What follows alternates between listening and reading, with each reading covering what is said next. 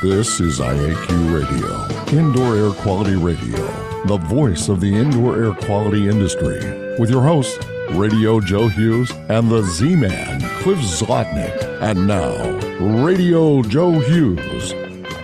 Good day and welcome to IAQ Radio Plus, episode 687. This week we welcome Paul Crim, the Vice President and Director of Project Operations, and Ken Garza, Vice President of Industrial Hygiene at GHP.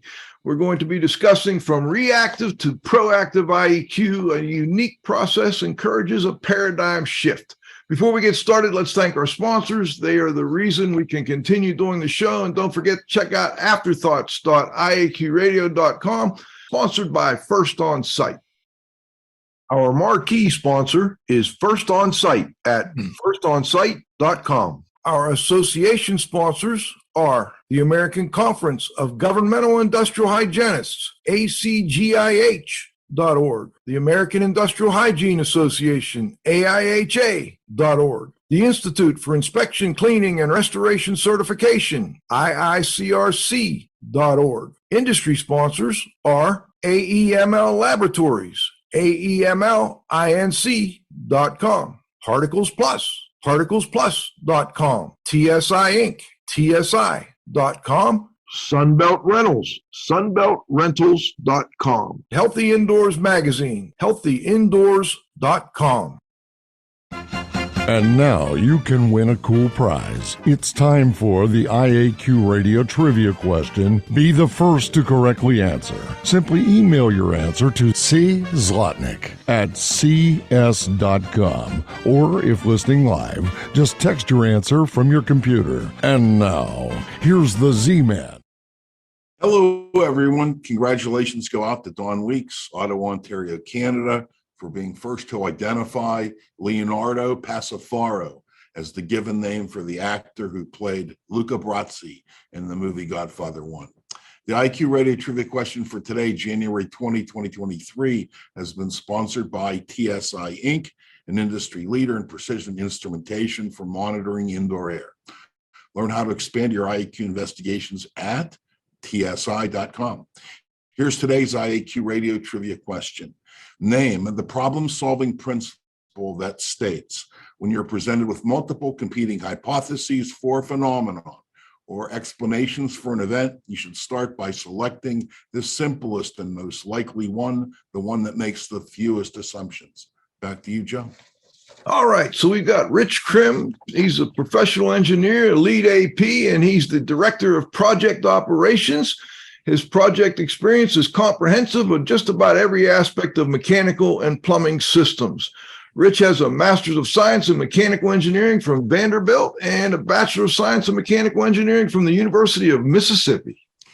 Kenneth Garza, CIH MS, is GHP's Vice President and Director of Texas Operations. He has client experience in a variety of industries. His work has taken him around the globe, including Dubai, Chile, Guyana, and the Caribbean islands.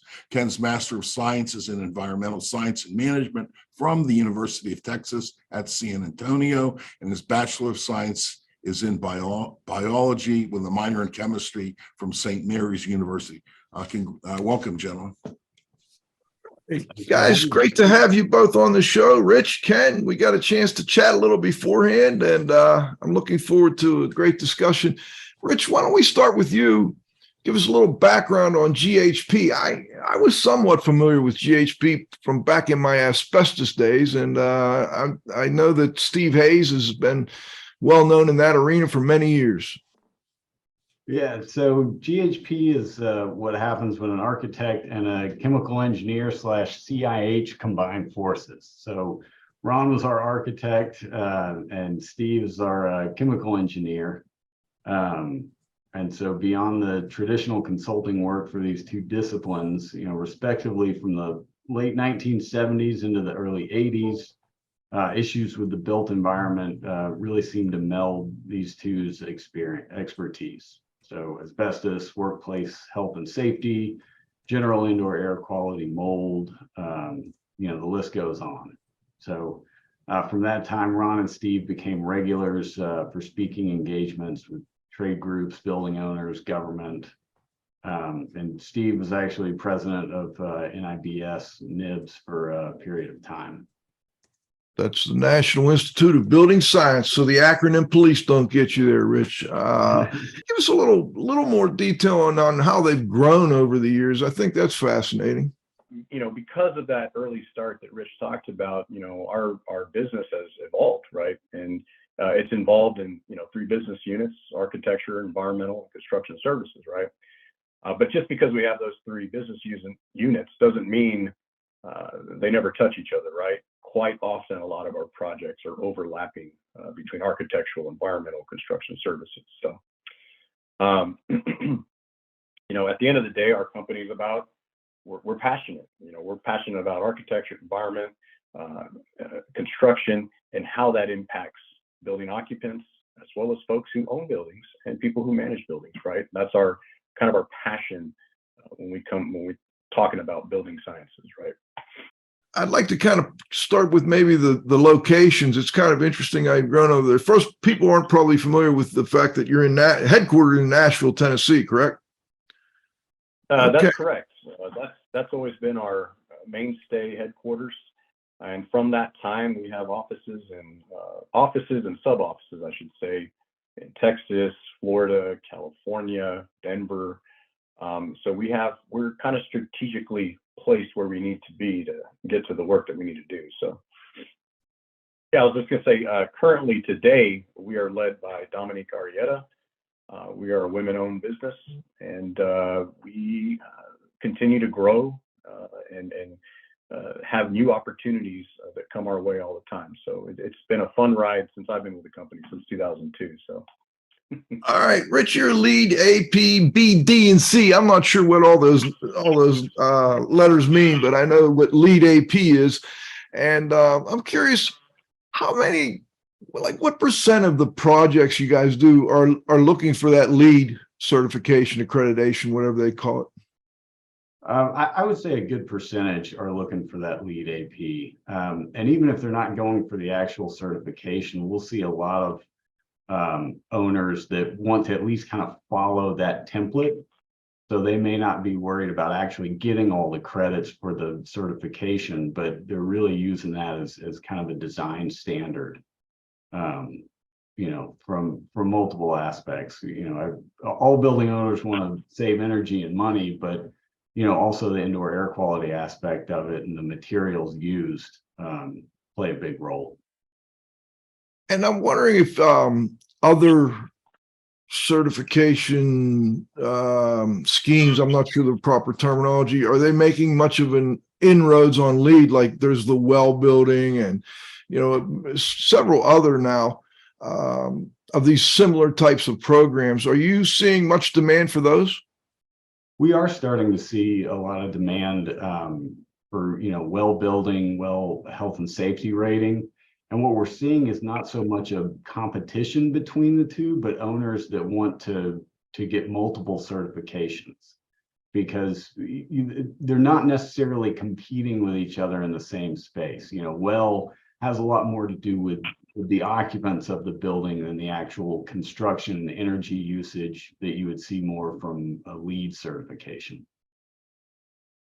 And I really want to jump into this, kind of refocus from reactive to proactive IEQ. And I guess either one of you can jump in here. What was the impetus behind that? Why did that seem to be such a big, emphasis at GHP? I think we've had, many clients that we've worked with over the years, good clients, great clients. And, the typical kind of consultant aspect of what we do is if you really think about it, is a lot of the calls we get that come in the door are just, we have this issue, you need to come and fix it, or tell us how to fix it, right? And to me, that's more of a reactionary type deal, right? So you're reacting to some situation. For example, let's say we've got a building, it's a hospitality kind of based building, and now they see mold growing behind vinyl wall covering, right? And now they can't occupy a fourth of their rooms in their building, right? That's a big issue for them. But to me, that falls under that heading of reactive. Now we have that situation that we have to deal with, right? Proactive is, in my mind, trying to get very much in front of that issue, right? So trying to assess a building, looking for those preliminary indicators, those types of things you'd want to look for in a building where we're not actually seeing a full-blown issue just yet, but that could down the line turn into a full-blown issue. And so we have a lot of good clients that are really looking in that direction now and saying, look, we don't want to just wait for the issue to happen and spend a lot of money. Maybe we spend a minimal amount of money and keep track of our properties over time proactively, and to make sure to kind of quarter off any of those issues before they become full-blown issues, right? And I think maybe this is a good time to pull up the slides you guys worked on for us. I remember we met, now it's been a while, maybe a month ago, we kind of talked and went through the spreadsheet that I think you're going to pull up here now, or at least a part of that spreadsheet, and the kinds of things that have led to this change from, the push to be more proactive. Yeah, and before we get into kind of the meat and potatoes of proactive and reactive, when you're thinking of a proactive program, we're looking for those types of indicators in a building, right? And so here I just put a smattering of photos up just to kind of the things that an assessor would look for when in a building, right? That maybe other folks might not pick up on immediately, right? So, water issues, drainage issues from air handling units, condensation issues on diffusers, moisture intrusion from windows, negative building, things like that. And these other photos can kind of explain themselves a little bit. And if you want to shoot on to the next slide, not only inside are we looking at those things, but we also care about indicators outside, balcony that's not draining correctly. Green brick. Yeah, growth at an exterior of a building, right? If you look down the picture a little bit, right next to an air intake, those types of things, cracks in windows, grading issues.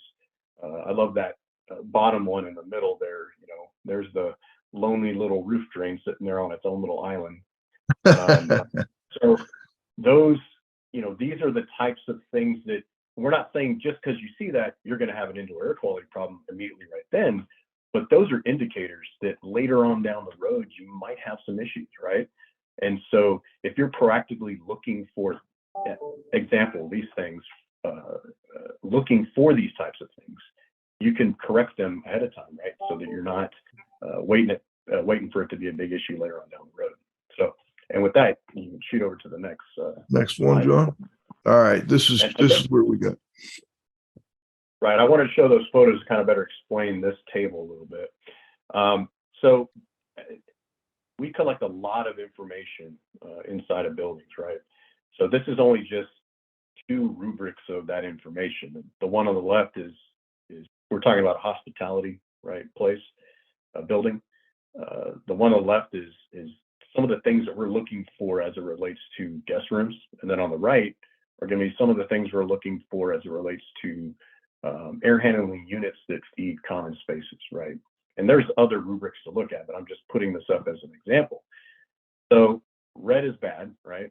So we can see that if you're starting to get in the higher percentages of red there, that's not good. And by the way, each one of those line types or line items, that's a facility. So here we're looking at 20 plus, at least a snippet of information of 20 plus facilities or so. And so you can see kind of the grading against each other. And the far right column is what we would think of as a grade, from 0 to 100. What is your grade per that particular line item of information? And so we're collecting this information over time in buildings as well as in multiple buildings, right? So, and if you want to shoot on to the next slide. No, real quick, Rich, Sure. Go back if you would, John. These are, each line is a separate building or room within a building? Each each line is a separate building.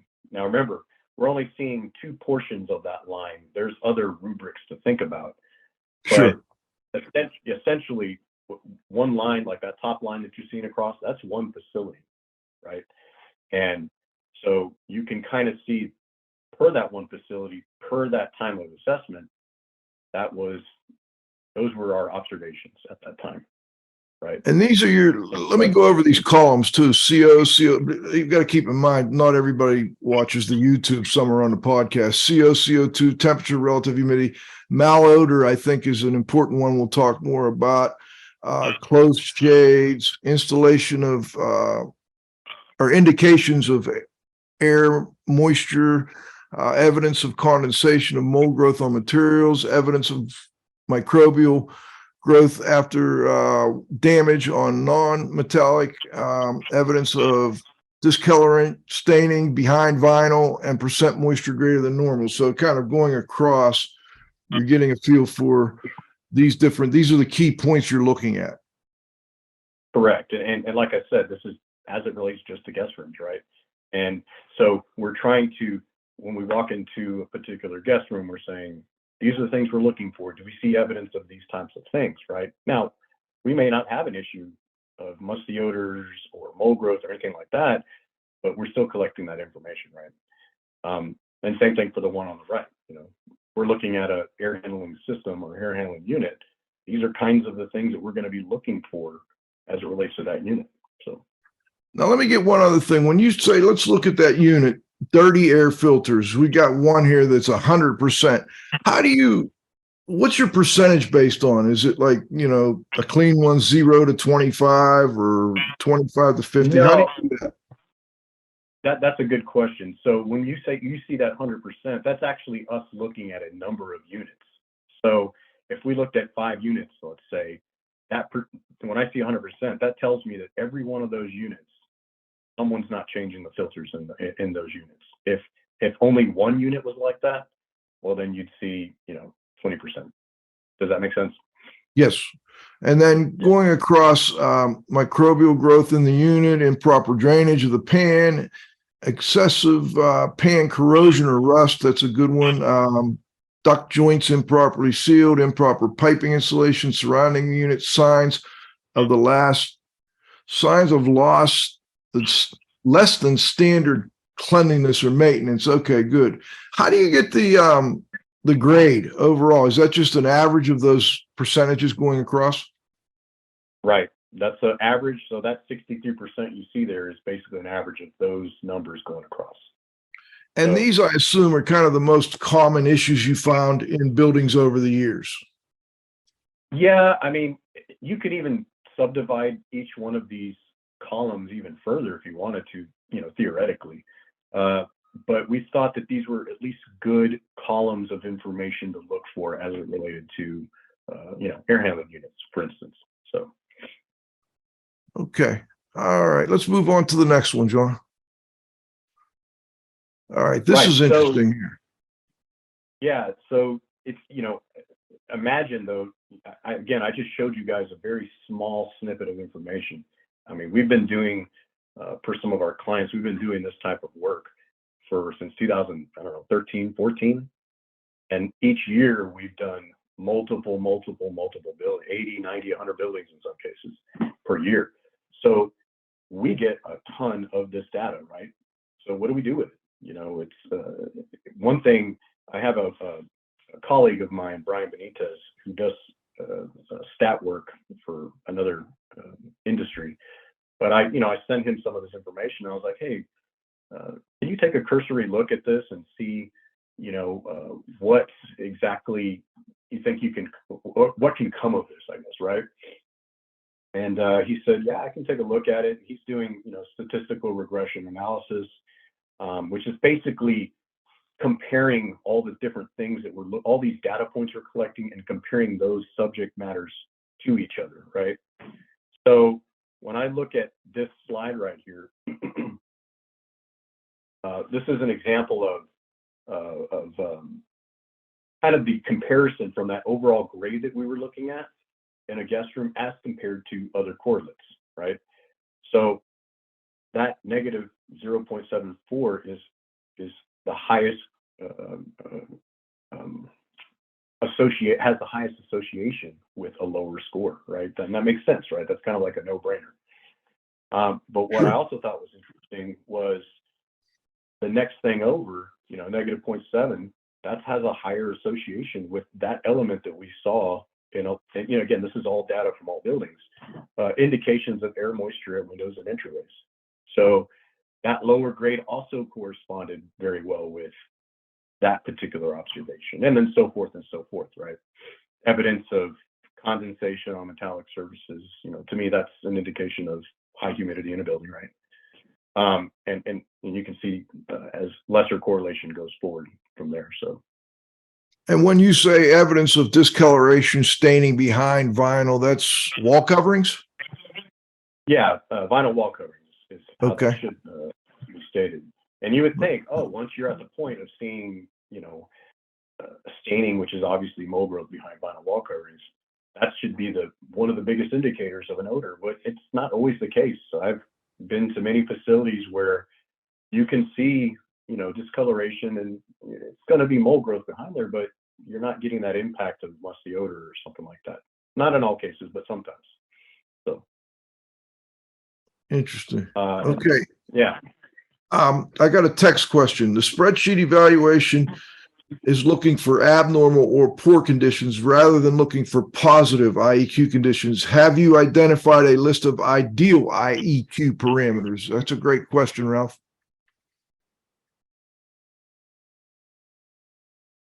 Ideal IEQ parameters?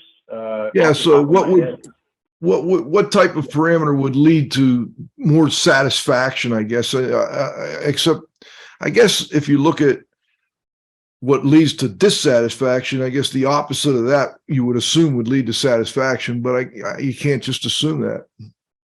Well, I mean, that's true. I mean, I think one of the easiest things to think about is, is there mold growth or is there not mold growth? If there's not, that's obviously more satisfactory than there is, right? From an indoor air quality standpoint. But if you're thinking about like RH parameters, you want to kind of be in that 30 to 60 RH in an occupied building, right? If you start going above that, you've got higher moisture content in the air, and that's not good. You go below that, at least from an IEQ standpoint, you have people complaining about it being too dry, So, I mean, there's that parameter to stay within, right? If you're within that kind of 30 to 60, that's a good thing. About the only way I can answer that, I guess. I guess the opposite of what we're looking for, maybe, like kind of what you just said. So. Well, I noticed that relative humidity doesn't rank as high as I thought it would, but maybe you could comment on that. Yeah, and I looked at that too, and I thought that would have been much higher. The only thing that I can think of is that, when we're conducting these types of assessments, these are year-round, and they're in different locations of the country. You have some that are internal to our country, as Oklahoma, and you have some that may be right there on the beach, right? So there's seasonal variations to consider. There's location differences to consider, and I think that throws off that RH number a little bit. If I went to a facility that was in, Miami Beach, and it was summertime, I'd expect there maybe to be picking up indoors high RH issues, perhaps, if there's an issue that way. But if I did that same assessment in January, maybe not, So I think it is what it is. You just have to look at the data that way. But that, if you think about that aspect, and then you think about this indications of air moisture at windows or entryways, someone's definitely going to see that no matter what time of the year it is, because that's something that happened and it's there, right? So that's the only thing I can think of that explains that data that way. And I guess, Rich, where I'm kind of leading into now, you've got this data. How do you, in the pre-planning stage, take a proactive approach to beginning with the architect? Right. So, one of the things that we really like to encourage at the design stage is, what we call third-party enclosure consulting services as it relates to water intrusion. In the design stage, that's going to include drawing and specification review, with an emphasis on the details, right? At windows, at roofs, because that's where you can really see the issues in constructability. And then, as we get into the construction phase, we would recommend regular site visits, maybe every couple of weeks, just to note how those waterproofing features are being installed. And we also like to see some water testing on windows, both at the mock-up stage and as they're actually constructing the building. And then you also mentioned in an earlier discussion, material supply and storage during construction. Is that something your guys are trained to watch out for? Yes, and we recommend that before you start to install porous materials, drywall or wood studs, if it's stick frame construction, we like to see that area dried in before those start to get installed. And understanding that that's not always possible just based on the construction phasing, we can also come back and check moisture content, either before drywall gets put onto those wood studs, or checking moisture content in drywall before it starts to get finished. And that's what you guys call third-party waterproofing consulting. That's right. I think that's an interesting kind of type of service that not a lot of people think about providing during these big projects. But I guess, do you ever sub that out, or do you use all your own guys to do that type of work?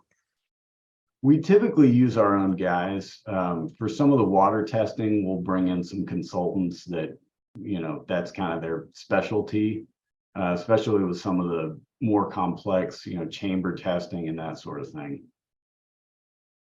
Okay. What I'm going to do here, we're going to stop for halftime. I've got a couple text questions I definitely want to get into here in a moment, just letting our audience know we'll talk about your text questions when we come back from halftime. We're in a great little interview with Rich Crim and Ken Garza from GHP. We'll be right back. Our marquee sponsor is First On Site, your trusted full-service disaster recovery and property restoration company at firstonsite.com. Association sponsors are ACGIH, Advancing Careers of Professionals in Environmental Health, Industrial Hygiene, and Safety, interested in defining their science. ACGIH.org. AIHA, Healthy Workplaces, A Healthier World. AIHA.org. The IICRC, a nonprofit standards development and certifying body for the cleaning and restoration industry. IICRC.org.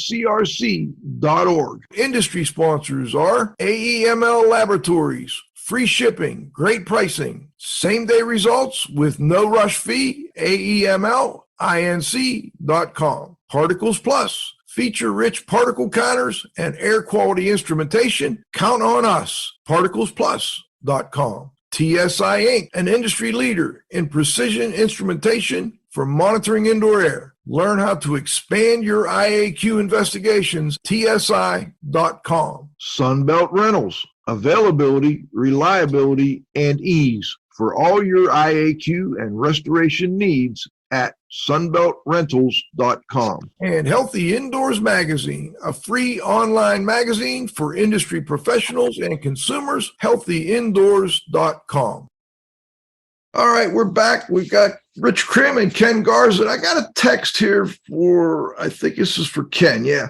I'm not sure what PIP stands for, but there's a typical PIP plan for hotel chains that create a uniform brand look. That's the typical type of good IAQ expected. What is a PIP? Can you tell us a little more about that, Ken? Ken, I guess. Rich, the PIP acronym, are you familiar with that? Yeah, I am, and the exact, it slips me right now, but it's essentially doing a finishes type upgrade, every 10 to 15 years or so. So it's not like a full gut renovation, but upgrading some of the finishes to keep it fresh. Right. So you're talking about what I would call soft goods finishes or refinishes, I guess. I don't use that term VIP, I guess. And the question was, is there a standard for that going forward? Just kind of what is that? And when you go into, I guess my follow-up would be, can those types of refreshes cause IAQ problems? Oh, definitely. Actually, and how? Well, certainly when those come about, that's where we get that quote unquote reactive IEQ call, right? Hey, we went ahead and we started doing this project. Folks started tearing down vinyl wall covering in guest rooms, and lo and behold, now we've got a full-blown issue, right? Because of those refreshes, we find a lot of issues that way. And a lot of times, and we found this also, we may get a building owner that now they own this property and they start ripping down one layer of vinyl wall covering, and oh, there's another layer, and here's another layer, and another layer. So you could tell throughout the years when they've done these refinishes, they've just kind of at some point, someone decided, let's just go over it versus deal with the issue. So you bring up a great topic when it comes to hotels, and particularly hotels, but there are other buildings that also use these wall coverings, wallpaper, vinyl wallpaper. Are you guys discouraging its use, or are you doing something that helps to avoid the microbial issues that have been common? In fact, I remember in your bio, one of you had a paper or a presentation called Toxic Mold Litigation, Perspectives on Excessive Mold Growth in Hotels. And that's kind of what I wanted to jump into next. But first, let's talk a little bit about the wall covering issue. Who would deal with that? Ken, you, or Rich? Well, I mean, both Rich and I could deal with that, but my perspective is, at the end of the day, we can give advice all we want on something and what to use, what not to use, but people are just going to use what they want to use for aesthetic purposes. I'm not saying that every time you have vinyl wall cover, you're always going to have a mold issue. That's not the case. I think vinyl wall covering compounded with other factors in a building, right? Like maybe I have, and Rich can talk about this later, maybe I don't have the correct air handling equipment in place, or it's not being utilized correctly, or the facade wasn't necessarily constructed the way it needed to be done. Well, when you have those other issues, and in additional, you have the vinyl wall covering aspect, that can, exacerbate an issue sometimes, right? So that's always been my thought on that. Yeah, and I wanted to jump in a little bit there. It's not just the vinyl by itself that creates the problem. I mean, what vinyl does is it doesn't allow that gypsum board or drywall to breathe, right? So if you get moisture in there, it traps it. If you don't have a moisture issue, then you really shouldn't have a problem with the vinyl, but that's where we find there may be issues at the envelope that are letting water into wall cavities, and then the vinyl traps it. Or you may have HVAC issues with negative pressure, and that's pulling that hot, humid air into wall cavities.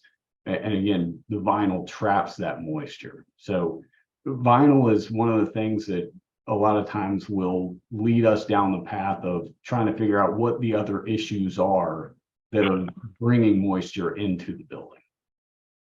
I'm wondering, because a lot of times I find that it's air movement, and the building enclosure, building envelope is leaky. You get air movement that can bring moist, humid air, causing mold growth. Do you guys ever recommend blower door testing on like individual sections of the building as it's going up, just to check to see, or how do you verify that the building enclosure is airtight? We don't do a lot of that kind of testing. So it's more, test and balance of the mechanical systems, because even if you don't have a completely airtight building, if you're neutral or positive, you shouldn't be bringing in a lot of outside air through envelope issues, right? So it's really when we find negative pressure situations where we're concerned with that.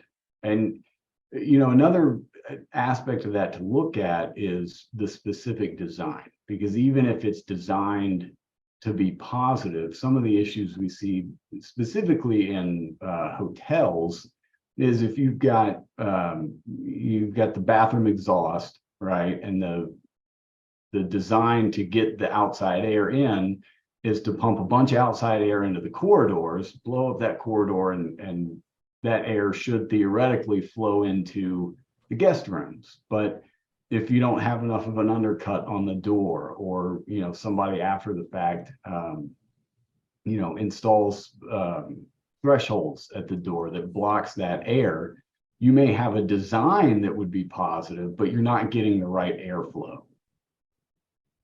And going back to that, I don't know if it was a presentation or a paper, and I don't know if you guys remember, I saw it on one of your bios, toxic mold litigation, perspectives in excessive mold growth in hotels. What is the current landscape like? And then I want to take it back to asbestos because we had a text question earlier on that. But what's the current landscape like with respect to lawsuits in hotels over mold issues? Sure. And what you referenced, the toxic mold litigation, that was a paper that I co-wrote with an attorney, actually. So you had kind of aspects of the science in there, but you also had aspects of what an attorney might, through their goggles, would see with this, right? And so this was an attempt to produce a document that talked a little bit about the indoor air quality science, but also talked about potential liabilities, right? Whether it's health liabilities or owner liabilities or things like that, just to kind of put that all in context. And the audience was really for building owners, right? So as far as the term, legal quote unquote mold claims, from my experience, when I first started, kind of doing this stuff, industrial hygiene work in 2002, that was very much a very real thing. Tons of insurance companies dealing with it, lots of municipalities dealing with it. There was a huge scare, as it relates to legal mold claims, right? But I think since that time, there's been a lot of really good information out there. You mentioned a couple outfits, ACGIH, AIHA, EPA, OSHA.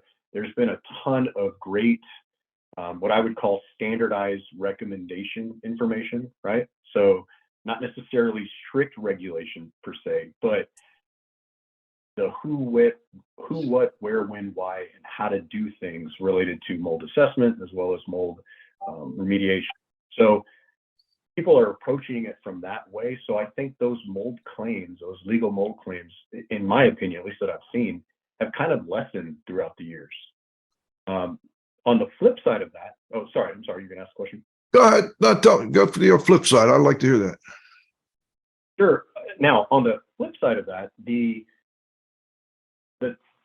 back in the day when someone said there's an indoor air quality problem, I'm getting sick or whatever, what have you, usually they said, well, it's mold related, right? It's mold. I think today building occupants have become a lot more savvy and a lot more knowledgeable about all the different things that can affect their building and their work environments. So they may say, hey, we're smelling we don't think it's mold. We think it's a fuel vapor issue from idling trucks outside, or it's a VOC issue, or we think there's a chemical issue in this building. And so not only have the types of indoor air quality issues have grown, I think building occupants have come to demand working in those better work environments versus lesser environments, I should say. I had a text earlier, and this was on litigation, and I'm just curious, what's the most difficult asbestos litigation issue you've had to deal with? In reality, they're all difficult, right? That's a human carcinogen, and no one wants to deal with it, and no one should deal with it unless they're absolutely trained to deal with it, right? I'd be very wary of saying this is something that I'm more cautious about than this, because in my opinion, it all matters, right? Whether it's an inspection, whether it's client calls because whatever, they have fireproofing and they don't know what to do with it. They've got workers that are in the building, and is it an issue or is it not an issue? You know, I think GHP, we've always been on the forefront of being very conservative and saying, if I were you guys, I would take care of this very quickly and get it solved. So, and then we just help them, you know, walk through those situations as best as we can. So. I got one more text here that I really think is interesting. The call I have never gotten. Hey, Mike, everyone in my building feels fine. Can you come and tell me why? How do you convince owners to use your proactive services? How do you get owners to, you know, pay attention to these proactive services? Ken? I mean, I think one of the most powerful tools we have is just some of the experience, some of the situations we've run into. You know, where an ounce of prevention is worth a pound of cure. And so, you know, I mean, one that comes to mind is, you know, maintenance program on your HVAC systems and your BAS system, right? So we were at a facility, and a few years prior to us going out there, they had cut that from the budget because somebody decided it wasn't worth paying that on a quarterly basis. Fast forward 2 or 3 years, and a lot of the sensors in that BAS system have gone out of calibration. So you've got some units that are totally wide open with the outside air dampers, some are totally closed. And so you're either getting too much outside air coming in or not enough, and you're at negative pressure. Now you're having the HVAC diffusers start to sweat, you're starting to grow mold. And so now you're in a full-on remediation project. And the cost of cleaning everything up, in addition to getting all your BAS system and mechanical systems, you know, back calibrated and functioning properly, costs a lot more than, you know, just keeping that maintenance program going. So, and plus the negative relations with your clients, with your tenants, renewals of you know, the leases and so on. I think that's a good point. You've got to kind of get them to understand early on, you know, it's a lot more expensive to react than it is to be proactive. So I think that's a great point. Let me get one more in here before we go to the roundup. By the way, let's go back. John, can you pull the slides up? Because I want to make sure I didn't skip anything in there, guys. I know you spent a little time putting these together. Okay, we did that. Yeah, this one. Okay. So this one's kind of an interesting deal here. It's showing the correlates of guest room malodor, right? And non-guest room attributes. And again, some of this data, you're like, well, that's a no-brainer, right?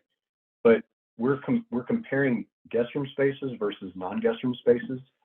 And what that 0.77 basically means is, wow, you know what? When you have stinky guest rooms, you also have stinky common space rooms or common spaces, which to me, I'm like, sure, we've all had that experience. You walk into a, you know, hotel or something and you get hit in the head with some odor. And it's just interesting to see the data like that, you know, that there's a high correlation between those two types of spaces within the same building. So, you know, the thing that drives me crazy in hotels is when you walk in and you smell that deodorizer, that, you know, spray stuff, that the cleaning product that has the, you know, the nice sweets, the extra smelly stuff in it. What do you guys do with your hotels? Do you recommend they not use those types of products, use something with less odor? How do you work in that? How do you deal with that? Yeah, actually, I didn't put one of those photos on here, but that's one of the things we look for. If you're having to use those types of air fresheners, you know, in the intake or whatever for a P-TEC, for a fan coil unit or something, a hotel room, there's an issue, right? There's an issue, and if we're seeing that, that's a big indicator that they're just kind of trying to perhaps band-aid the issue versus actually fix the issue. So. All right, why don't we let's go to the roundup, John.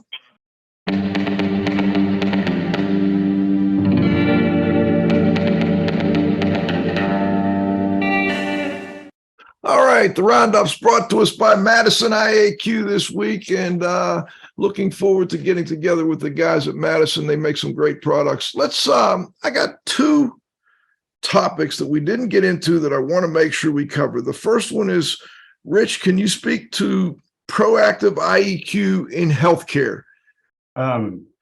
Sure. I mean, healthcare it's a little bit of a different situation than, just homes or commercial buildings, and the fact that we're treating patients. We've got surgeries going on. We may have immunocompromised individuals in there. So, we talk about mold having different effects on different people, but this is an area where we know that there can be devastating consequences to mold growth or indoor air quality issues. So, I mean, it's the one area where we push the proactive approach more than any other.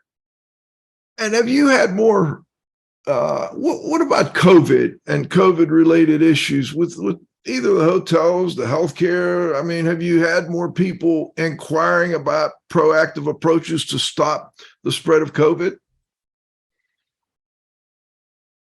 Yeah, Ken, you want to handle that one? Yeah, we had tons of calls related to that, not just healthcare, but for everything else. What do we do? How do we approach things? Are we treating certain patients in certain ways and putting them in different parts of the building? And what do we do in those locations? So yes, we got tons and tons of calls related to COVID and all that. So. And what are the most, if you had to kind of give you a hierarchy of the most important things to deal with when you're dealing with COVID in these types of facilities, what would they be? Well, I think a lot of people, just from my reading of all the information that came out and recommendations, from recommendation bodies, I think a lot of people were focusing, and it's important though, don't get me wrong, but they were focusing on surface contact related stuff. Cleaning and surfaces should have this and should be cleaned this often, and all the different methods in doing that. But a lot of it, I thought that didn't necessarily get pushed to the background, but wasn't talked about as much, was ventilation, right? Dilution is a solution, and there wasn't as much as I thought that there should have been related to that with regards to COVID. I mean, some people have talked about it, and it's important, but that is kind of, in my mind, engineering controls, right? If we're talking about industrial hygiene, that's a big deal. Yeah, and one other thing we saw on the ventilation front was very early on. We had a lot of facilities that wanted to add isolation rooms, right? And so that means creating negative pressure specific to those spaces.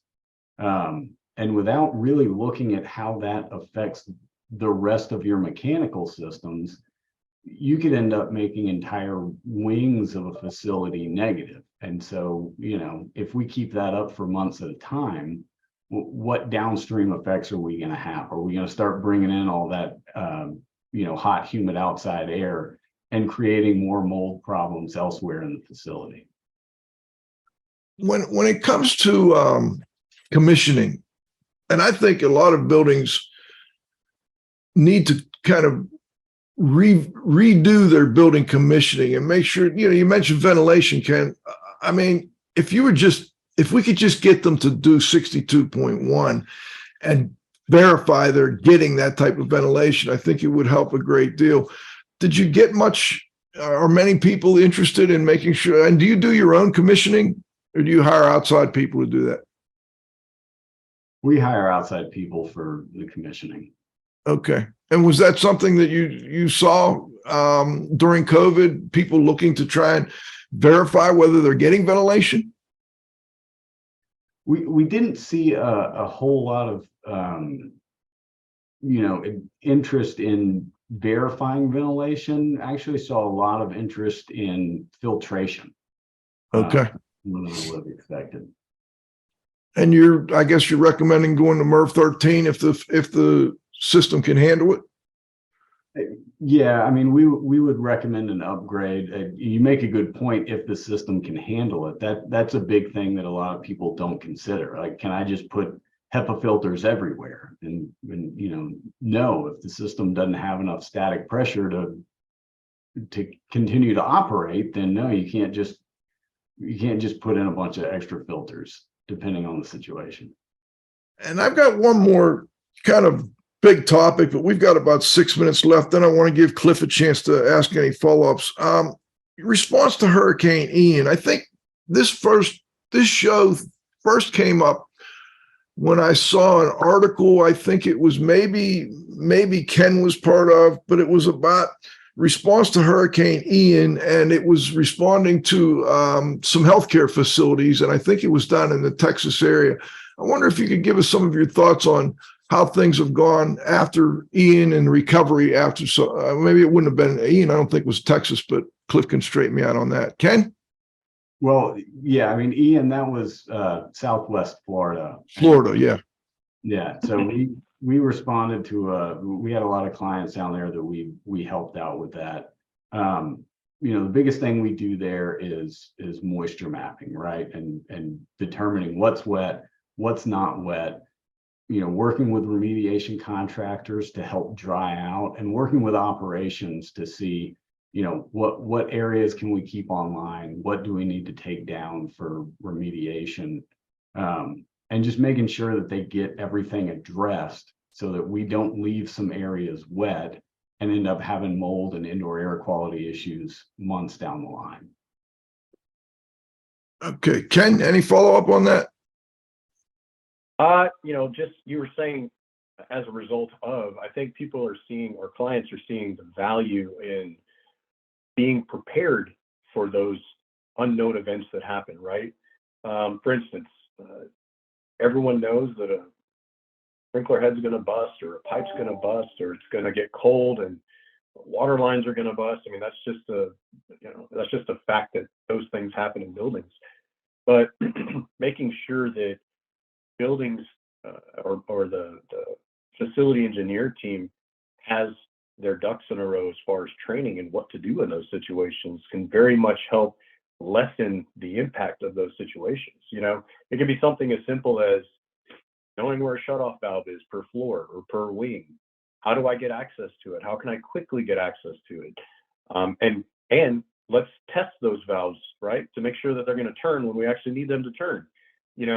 That's just an example of those types of things that training up front and awareness up front absolutely helps down the road when you really need it. So that's a great point, Ken. Cliff, I want to make sure I got one more really good, I think, text question from the audience, but I want to make sure I give you a chance to follow up first.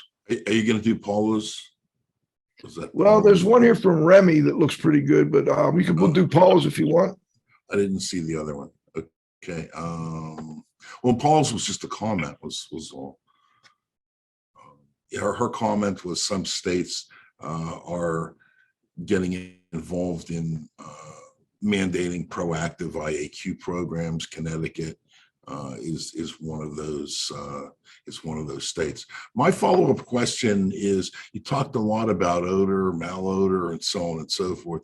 What techniques or procedures or equipment are you using to try to map odors the way that you would try to map moisture? It sounds funny, but the human knows. We're walking into a space, like let's say an assessor's walking into a hotel guest room.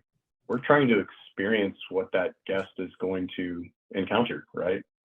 We open the door and we're slammed with this musty odor or this malodor or even a chemical or a food odor.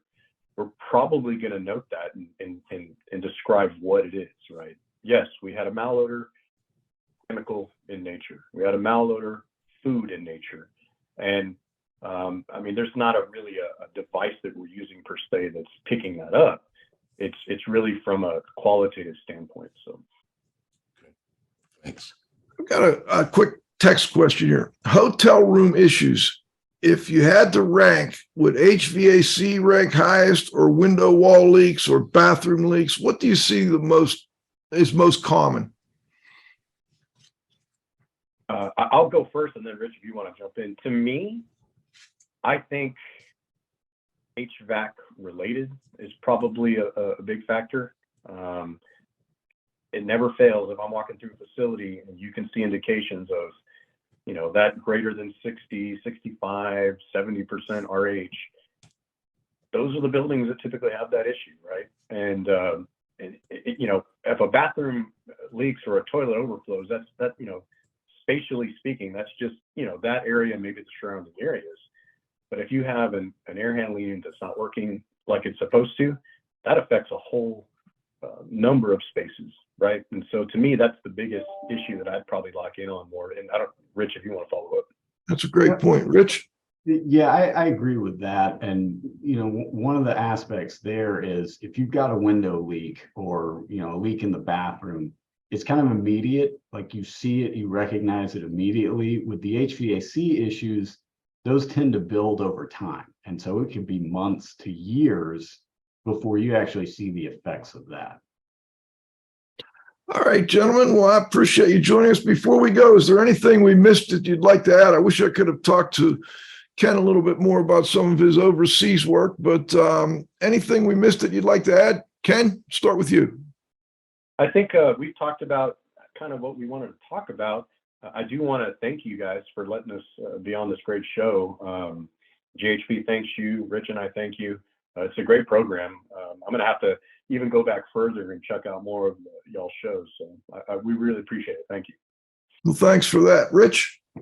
Yeah, I think we covered everything I wanted to. I'm sure we could, talk for hours and share war stories and all that kind of stuff. But no, really, really appreciate the opportunity to be on and talk with you guys. It's been great. Thank you.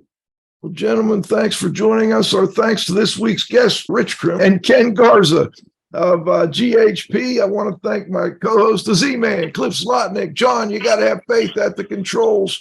Most importantly, our growing loyal audience. Next week, the Z-Man will be live down at the Andy Osk Building Science Symposium, aka Winter Break, giving us some highlights from the, especially I'm really interested in the panel with three of the building science gurus down there, Mr. Steebrook and others. That ought to be great. And we're going to do a show live from down there on next Friday at noon. So please come back and join us for the next episode of IAQ Radio Plus. For IAQ Radio, I'm Spike Reel saying thanks for listening.